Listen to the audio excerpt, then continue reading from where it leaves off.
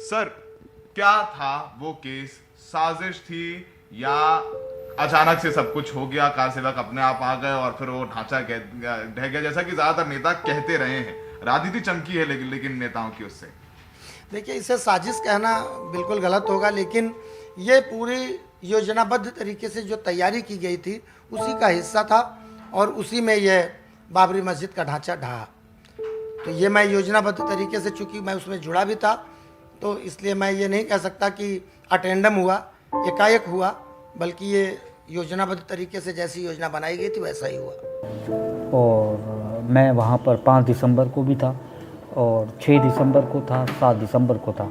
5 दिसंबर को मैंने रिहर्सल भी कवर की थी। ये रिहर्सल थी बाबरी मस्जिद के बिल्कुल पास में ही, आधा किलोमीटर भी नहीं होगा, शायद आधा किलोमीटर होगा, इफ आई रिमेंबर।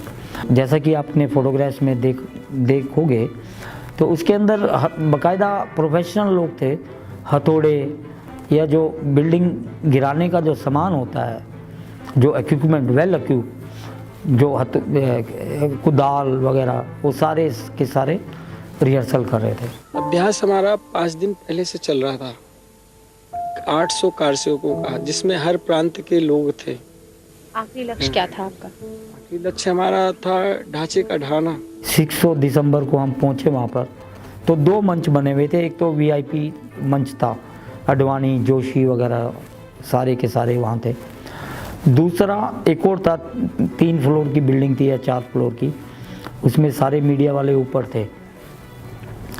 तो जब मॉस्क टूटने लगी, लोग चढ़ने लगे, सेम मेथड का उपयोग कर रहे थे, तो अचानक उन्होंने मारना शुरू कर दिया जो मीडिया थी। और सबसे ज़्यादा इफेक्टेड लोग वो थे जो उनके पास कैमरे थे, क्योंकि आइडेंटिफाई वो ज़्यादा हो रहे थे।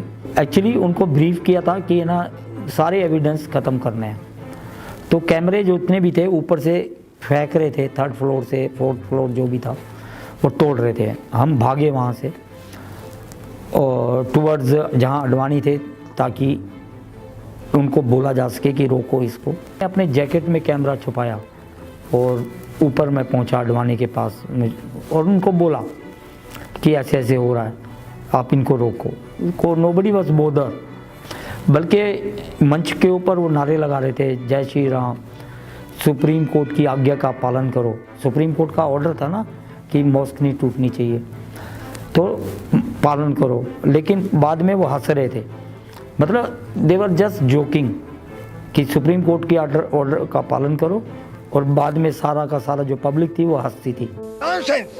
देखिए, हमारा कोर्ट से कोई मतलब नहीं है, आप कोर्ट की बात क्यों बीच में ला रहे हैं? आप, हमने कहा है कोर्ट का जो यहाँ पर निर्णय आने वाला है वो हमसे उससे अप्रभावित है। लोग कहते हैं कि आप अदालत का फैसला क्यों नहीं मानते? अदालत क्या इस बात का फैसला करेगी कि यहाँ पर राम का जन्म हुआ था कि नहीं हुआ था? आपसे तो इतनी आशा है, बीच में मत पड़ो। 6 दिसंबर 1992 को मस्जिद का ढांचा तोड़ दिया गया। यथास्थिति रखने के आदेश का उल्लंघन करते हुए मस्जिद तोड़ी गई। अदालत को जबकि आश्वासन दिया गया था कि यथास्थिति रहेगी, मस्जिद का ढहाना कानून के राज का खुला उल्लंघन था। सुप्रीम कोर्ट के इस फैसले में ये 2 फैसले बेहद महत्वपूर्ण हैं। हजारों की संख्या में लोग और कई बड़े नेता इस काम में शामिल थे या मस्जिद गिराने के वक्त मौजूद थे। विवादित ढांचा जो गिराया गया, उसको गिराने को भी आपने गर्व? मैं बिल्कुल गई थी, ये मैंने कल भी कहा है, मैं उससे बिल्कुल नहीं पलट रही, क्योंकि मैं गई थी, ढांचा तोड़ा था। तोड़ने गए थे ना ढांचा? आप गई तोड़ने? किस पे? बिल्कुल गई थी मैं, ढांचे पे चढ़ के तोड़ा था मैंने, और क्या बताऊँ आपको। और उसका गर्व है आपको? अरे गर्व, भयंकर गर्व है मुझे। जब एक गुम्बद गिर गया तब उस मंच से नेताओं ने भाषण दिया, जिसमें उमा भारती जी ने ये बात कही थी कि एक धक्का और दो, बाबरी मस्जिद तोड़ दो। आपने सुनी थी वो बात? वो बात रिकॉर्डेड है, हमारे सीबीआई कोर्ट में भी है, मैंने भी सुनी थी अपने आंख से, उसका सबूत है।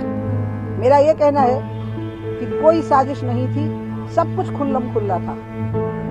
साजिश तो तब होगी जब मन में कुछ और हो, बाहर कुछ और हो। 1992 में इस देश के कारसेवकों ने भी इस देश के अंदर हिंदू आस्था की उस प्रचंड ज्वार का भी प्रदर्शन करने का कार्य किया था, जो वर्षों से दबाने का कार्य हो रहा था। मैं राजनीति में जब आया तो पहला मेरा स्टेटमेंट था मथुरा में कि अयोध्या, मथुरा, काशी तो छोड़ो, राजा भैया अयोध्या मथुरा काशी तो छोड़ो, दिल्ली की जामा मस्जिद तोड़ो। हिंदू हैं लेकिन ये सोचते हैं कि एक मस्जिद को गिराना उससे बड़ा कोई गुनाह नहीं है, क्योंकि ईश्वर और अल्लाह एक ही होता है। तोड़ना इस तरह से तो शायद ठीक नहीं था। हमारी तरफ से तो बेकार हुआ है। अरे जो लोग कत्ले हो रहे हैं बेगानी समझेंगे। It was totally wrong. That's not the way. I mean, this is not the way politics should play actually. And I don't like it. मस्जिद को तोड़ करके हमने राम के आदर्शों को ठेस पहुंचाई है। अगर आप ये कहें कि 1.5 लाख लोगों ने वहाँ मस्जिद तोड़ दी, तो पूरे हमारे जो पूरी इंडिया के अंदर इस वक्त अप्रोक्सीमेटली 70 करोड़ तक हिंदू होगा। तो उसके चलते 1.5 करोड़ के चलते हम 70 करोड़ का नाक कटा तो नहीं मान सकते। तो ये एक स्टेप जो था, एक बेवकूफ़ी भरा स्टेप था कि वहाँ इकट्ठा करके भीड़ को उकसा दिया गया कि उस चीज़ को तोड़ दो। पूरे हिंदुओं का भी सिर शर्म से झुक गया है। अखंड हिंदू राष्ट्र की स्थापना के लिए हर हिंदू अपने घर में हथियार रखना सीखे मेरे भाइयों। मैं हमारे विश्व हिंदू परिषद के अधिकारी गणों से यह निवेदन करना चाहता हूं कि हर वो नौजवान को AK-47 की शिक्षा भी देने की आवश्यकता है। देश की रक्षा के लिए हर वो नौजवान को AK-47 चलाने की शिक्षा देने की आवश्यकता है, क्योंकि आने वाला जो युद्ध होगा वो पत्थर और तलवार से नहीं होगा, वो बम और गोली से होगा। नरेंद्र मोदी ने सत्ता में आने पर राजनीति में अपराधीकरण को खत्म करने का वादा किया है। मोदी ने कहा है कि राजनीति से अपराधियों को दूर करना उनकी पहली प्राथमिकता होगी, सबसे बड़ी प्राथमिकता होगी। इस वीडियो के सामने आने के बाद सवाल तो बनता ही है, अगर हम करें तो करें क्या, बोले तो बोले क्या। वाह मोदी जी, वाह वाह वाह। आपसे खतरनाक इस देश के लिए कोई हो नहीं सकता। बस टोपी लाओ, मैं नमाज पढ़ने जा रहा हूँ, मैं तो कुछ भी नहीं कर सकता हूँ। अब रह गया नमाज पढ़ना, मैं वही करने जाना पड़ेगा अब तो।